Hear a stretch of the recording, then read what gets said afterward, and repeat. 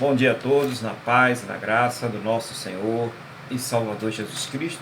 Estamos reunidos aqui mais uma vez na presença desse Deus maravilhoso para ministrar esse culto a Ele, para ministrar a nossa gratidão e também para ouvir da Sua palavra, para aprender desse Deus Todo-Poderoso. Bem, igreja? Então, bom dia a todos, que Deus já vá trabalhando aí nos lares de vocês, tá?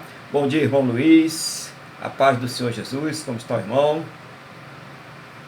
Bom dia, pastor Aguilar, a paz do Senhor Jesus, ao senhor, a Wanda e a todos que estão assim, nos acompanhando agora e que vão nos acompanhar. Graças a Deus, tudo bem, pastor. Então vamos orar agora, né? Vamos falar com o Senhor nosso Deus e dar início a esse culto em nome do Senhor Jesus. Senhor, nosso Deus e nosso Pai, agradecemos ao Senhor por mais esta oportunidade de estarmos reunidos na Tua presença, por essa semana abençoada que o Senhor nos concedeste, por tudo aquilo que o Senhor tem provido sobre as nossas vidas, mas principalmente agradecemos ao Senhor por ter nos salvo. Muito obrigado, meu Deus, em nome do Senhor Jesus. Meu Deus, perdoa os nossos pecados, nos purifica de todas as injustiças, para que nós possamos entrar na Tua presença agora, para louvar, adorar, exaltar o Teu nome, para aprender de Ti. Toma cada vida, cada lar que está participando deste culto agora nas Tuas mãos, Senhor.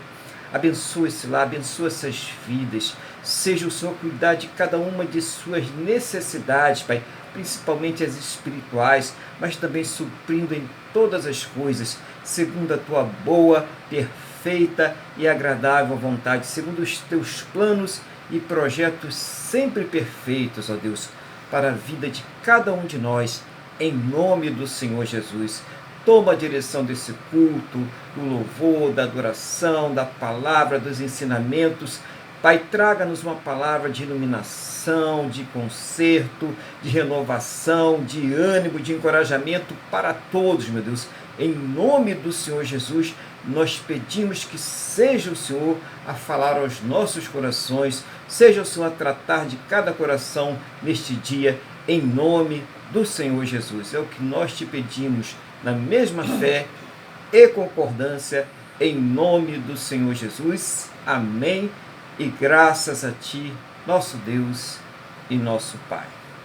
Amém? Louvado seja o nome do Senhor Jesus. Então, dando início aqui mais uma vez ao culto de domingo, que nós fazemos aqui online.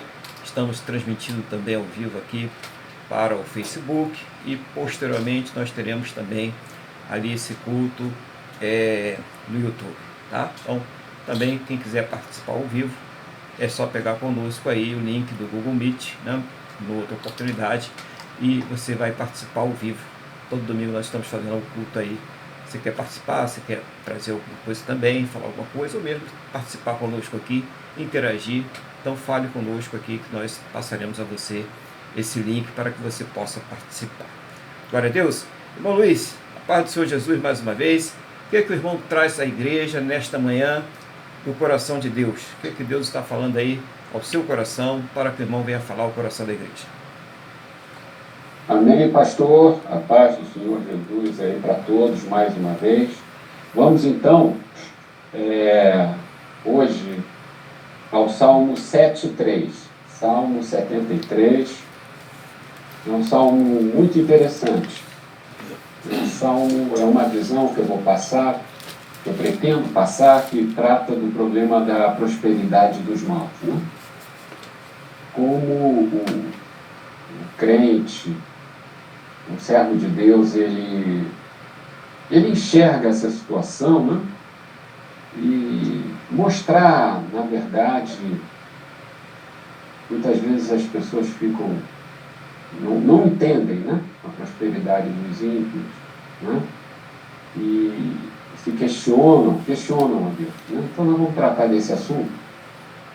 Eu vou fazer a leitura integral do Salmo e vou só percorrer um ou outro versículo para depois nós terminarmos, né? Bom, então Eu vou passar a leitura do Salmo 73. O problema da prosperidade dos maus. Salmo de Asaf. Com efeito, Deus é bom para com Israel, para com os de coração limpo. Quanto a mim, porém, quase me resvalaram os pés, pouco faltou para que se desviassem os meus passos. Pois eu invejava os arrogantes ao ver a prosperidade dos perversos. Para eles não há preocupações, o seu corpo é sadio, é médio. Não partilham das canseiras dos mortais, nem são afligidos como os outros homens. Daí a soberba que os cinge como um colar, e a violência que os envolve como manto. Os olhos saltam-lhes da gordura do coração, brotam-lhes fantasias, motejam e falam maliciosamente, da opressão falam com altivez. Contra os céus desandam a boca, e a sua língua percorre a terra. Por isso, o seu povo se volta para eles e os tem por fonte de que bebe a largos sordos. E diz: como sabe Deus? Acaso há conhecimento no Altíssimo? Eis que são estes os ímpios, e sempre tranquilos aumentam suas riquezas.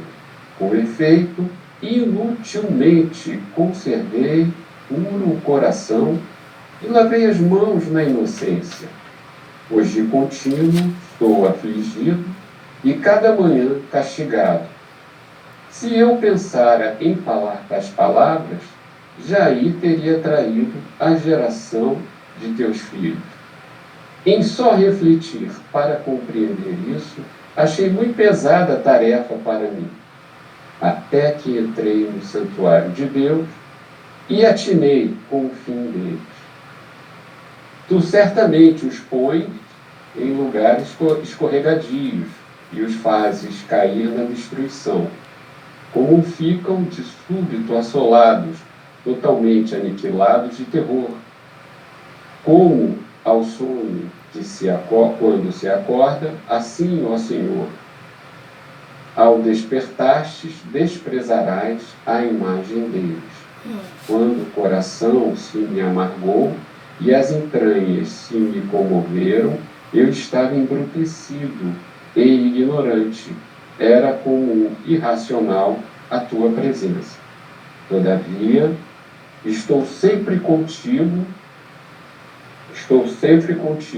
Tu me seguras pela minha mão direita. Tu me guias com teu conselho e depois me recebes na glória. Quem mais tenho eu no céu? Não há outro em quem eu me compraza na terra. Ainda que minha carne e o meu coração desfaleçam, Deus é a fortaleza do meu coração e a minha herança para sempre. Os que se afastam de ti, eis que perecem. Tu destróis todos os que são infiéis para contigo. Quanto a mim, bom é estar junto a Deus. No Senhor ponho o meu refúgio para proclamar todos os seus feitos. Bom, pastor, então o salmo em si, né, é de entendimento simples, o salmo em si já fala tudo, né? Mas tem uma coisa muito interessante, é que no início desse salmo, o salmista ele questiona que mesmo sendo fiel a Deus, ele não é recompensado por isso, né? Nesse início, já de cara, ele não se sente recompensado, né? Eu digo, eu que levo uma vida reta, na verdade ele né? Mas só vai falar lá atrás, né? Vai haver uma mudança, né? Então tem essa questão, né, que ele fala, ele coloca logo nos primeiros versículos. E aí ele começa a argumentar, né? Ele se sente, ele justifica, né, o que vai pelo coração dele para justificar esse sentimento de injustiça, de falta de recompensa. Então ele coloca, enquanto os maus têm sucesso e prosperam, mesmo sendo arrogantes, cruéis e falando mal de Deus. Quer dizer, os caras fazem miséria mesmo e continua tudo bem. Para eles vai bem, são arrogantes, né? Que os olhos saltam da gordura, né? Mas vem a hora da virada, se não me falha a memória, é no versículo 17, ele fala assim: até que entrei no santuário de Deus e atinei com o fim deles. Ou seja, quando ele entra no templo e Deus começa a falar com ele, ele compreende a situação desses homens, dessas pessoas, né? E aí vem, que aí ele começa, Deus começa, vamos dizer assim, a colocar os pensamentos dele em ordem, começa a colocar no coração dele uma visão de futuro, uma visão começa a fazê-lo entender a situação, como a gente chama lá em engenharia, né? Começa a ver de cima a situação, né? Então, primeiramente, ele comenta assim mais adiante, que diz, eu não sou diferente desses caras não. Então isso é uma grande coisa, mas tudo depois que ele esteve diante de Deus, que ele foi ao templo. Ou seja, sempre que nós mantemos comunhão com Deus, sempre que nós estamos diante de Deus, mediante a palavra, mediante a oração, Deus realmente fala conosco, Deus esclarece as nossas dúvidas, né? Essa questão que o Senhor fala nas suas orações, em suprir as necessidades, não só materiais, mas espirituais, justamente se encaixa nisso, nesse esclarecimento, né? Então, Deus mostra, olha, não pensa que você é melhor do que esses homens, não. Entendeu? Seu coração é igualzinho ao dos outros. Deus, na maioria das vezes, no nosso caso, ele coloca em nosso coração, porque nós somos seres morais. Se nós formos a Gênesis e ver a forma de que nós fomos criados, Deus é um ser moral e como ele nos fez a imagem e semelhança dele, nós somos seres morais. Não é isso? Então, como é que se diz? Deus, pela bondade dele, ele coloca em nossos corações freios morais que não acabam nos ajudando pela bondade, pela misericórdia, que acabam nos ajudando ou impedindo que venhamos ser iguaizinhos a este, o qual o salmista lá está com inveja. Que, na verdade, todos pecaram, todos dependem da graça de Deus. Não é? E outra coisa que nós precisamos observar é que Deus corrige os próprios filhos. Muitas vezes, nós somos repreendidos justamente por causa disso, porque esses que falam, que blasfemam contra os céus e tudo mais, Deus não corrige. Pelo contrário, se nós formos lá no livro, na carta de Paulo aos Romanos, Deus, pelo contrário, Deus permite que é assim, então faz tudo o que você quer. Chega numa hora que Paulo fala assim, Deus permitiu tudo isso para que eles desonrem os próprios corpos. Ou seja, em toda a área, em toda a situação. O nosso corpo é templo e morada do Espírito Santo. Né? A este Deus permite a ação do erro, mas a nós não. Ele aplica esse freio moral, que é uma prova de amor, que é uma prova de misericórdia. Deus não permite que essa ação do mal completamente em nós. Não é isso? Para que não venhamos, como eu coloquei, a desistir do seu caminho, do caminho de Deus. E que caminho de Deus é esse? Esse caminho de Deus é Jesus. E não podemos viver separado desse caminho. Não é? Então eu coloquei aqui, Deus não permite a ação total do mal para que nós não venhamos a desistir do seu caminho. Não é? Deus permite, Deus ele até diminui, porque senão ele sabe que vai perder todo mundo. E para isso não acontecer, os que são deles, não desistir do caminho de Jesus e vivermos separados de Deus pela eternidade, que é a pior desgraça que nós podemos pensar. E o que a gente chama de morte eterna e sofrimento é justamente a separação eterna de Deus pela eternidade. Então precisamos ter esse pensamento. que se não fosse quando nós nos revoltamos ou às vezes estamos inconformados com a prosperidade dos ímpios, devemos saber que nós somos iguais a ele.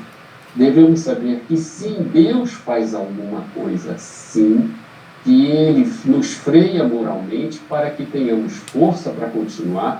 Como o próprio salmista fala, ele nos toma pela nossa mão direita. Então, precisamos ter esse entendimento para não termos o mesmo fim que os ímpios terão. Amém, pastor? Amém. Era só Glória a isso Deus. para hoje. Tá bom, tá, muita coisa. Pouco tempo, mas muita, né?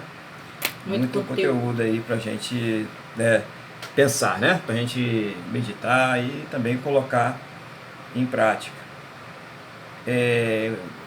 Ressaltando, o irmão começa dizendo ali na palavra, né, conforme está no Salmo, que ele não se sente recompensado, né?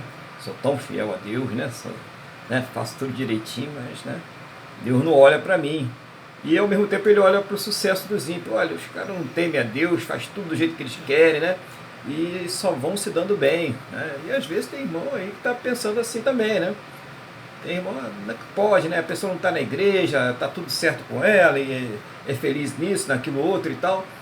E depois, né, a gente vai ver ali com o tempo, né, que ele vai se colocar na presença do Senhor.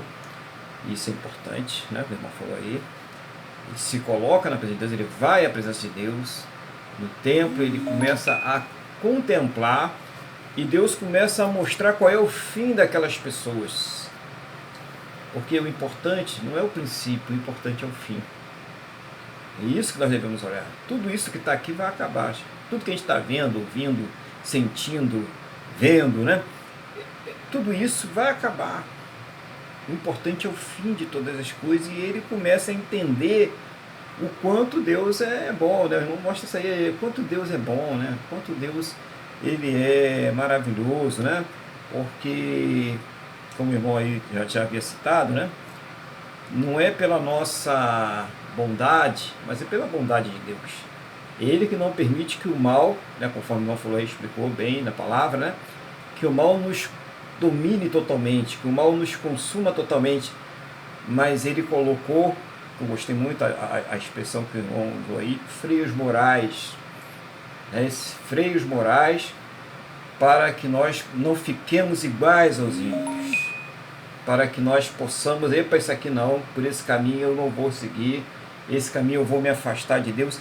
E o Espírito Santo, né, ele trabalha muito nisso conosco, esses freios morais. E aí o irmão fala da nossa identidade para com Deus, que nos criou a imagem e a semelhança dele, e nós temos essa identidade com Deus. E, claro, uma identidade que está, né, maculada, né, uma identidade que está com defeitos, a gente precisa entender isso, né? Mas isso tem ali, é como se fossem os flashes, né? Vem os flashes. Falar, isso não, isso eu não posso. Então, isso está, né, lá no nosso drive, né, no nosso drive de memória, esses flashes estão lá. Então isso desperta quando nós estamos fazendo alguma coisa que está nos afastando do Senhor, está nos afastando da presença de Deus. E outra coisa que mostra isso aí também, isso causa, né, esses freios morais, né, os efeitos desses freios morais, é a tristeza. Quer ver um cristão ficar apagado, ficar triste, ficar moado? É ele fazer coisas que Deus não se agrada. Isso joga ele para baixo mais que qualquer coisa. Ele pode ficar sem dinheiro, ele pode ter algum problema de saúde, ele vai ficar rindo, ele vai louvar, ele vai conseguir superar isso. Mas afasta ele de Deus para ver o que acontece, né? E isso ele não consegue suportar, porque o Espírito Santo que habita dentro de nós, ele clama por essa presença de Deus, né? Então é muito boa essa colocação aí, né? E também da correção. O irmão falou, fez uma analogia entre o ímpio e o filho de Deus, né? E que Deus ele corrige apenas os filhos. A Bíblia fala sobre isso. Deus corrige e repreende aquele a quem ele ama, né? Quer dizer, está se direcionando aqui aos filhos dele.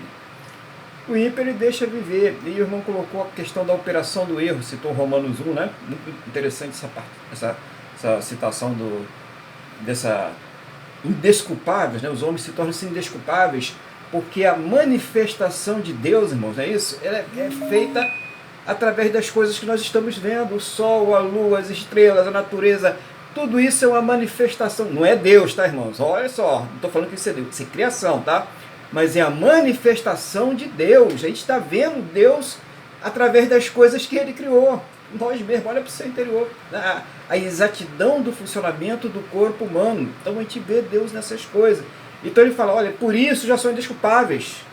Não é só por causa da Bíblia, não, é porque eu estou me manifestando aí para eles através das coisas que eu criei.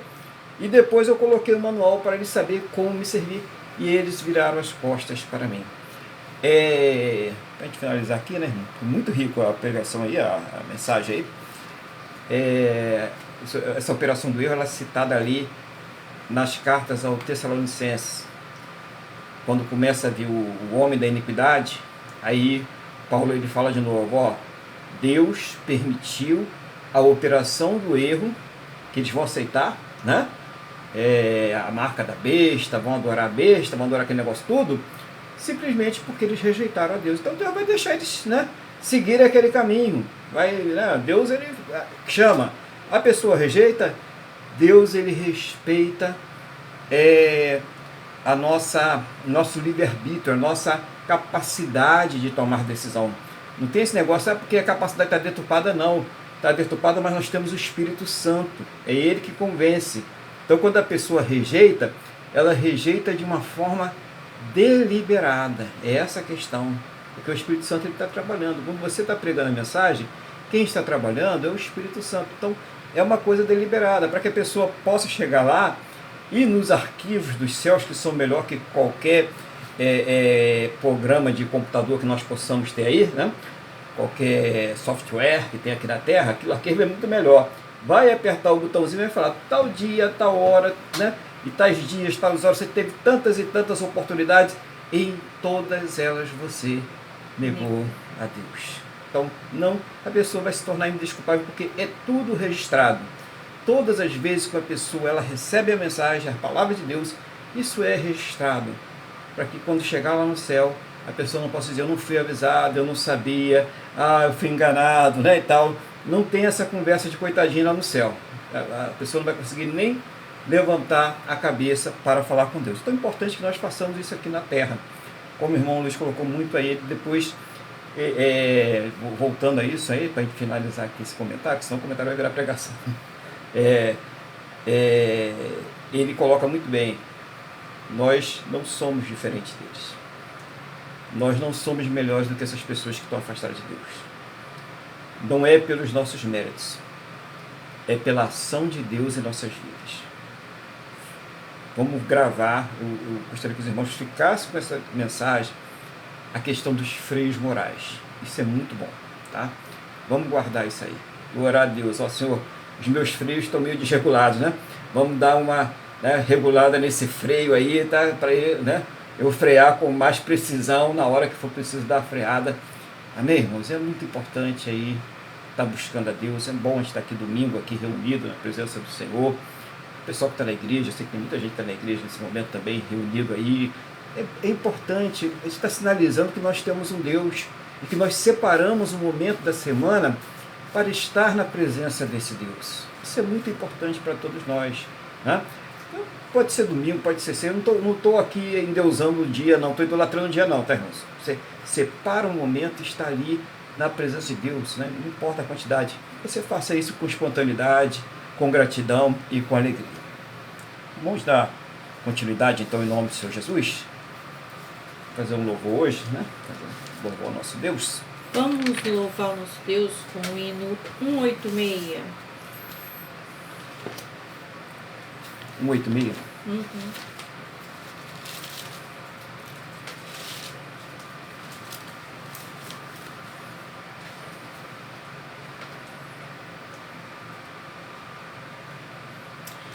Pela fé que uma vez me foi dada, para seguir o Cordeiro de Deus, pela graça de Deus enviada, andarei com valor para os céus.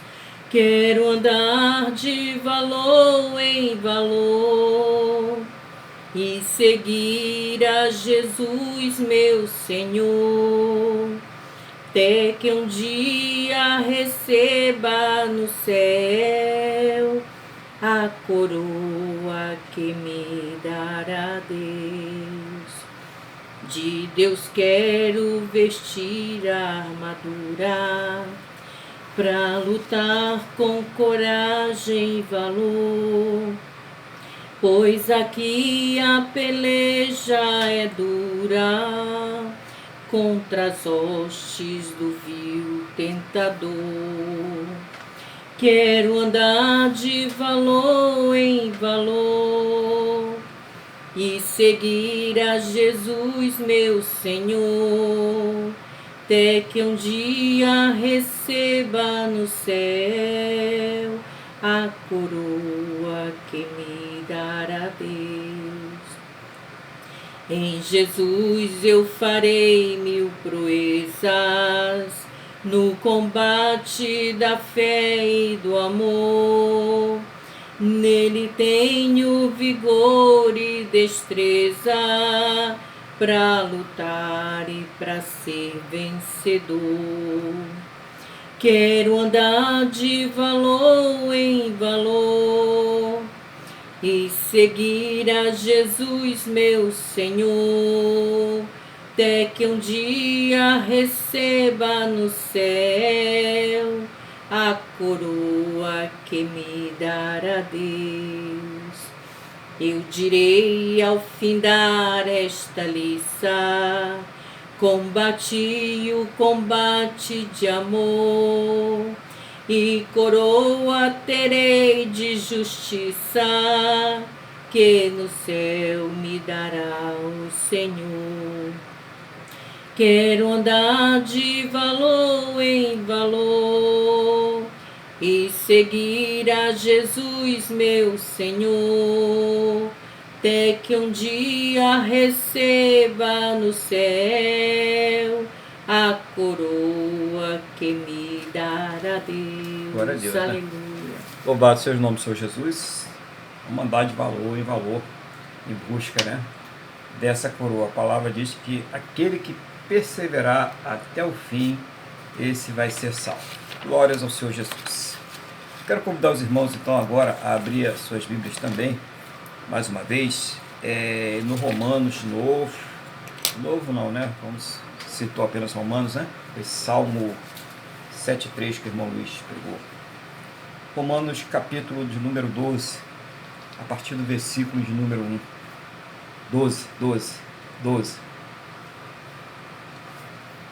Romanos 12, né? Você que está em casa.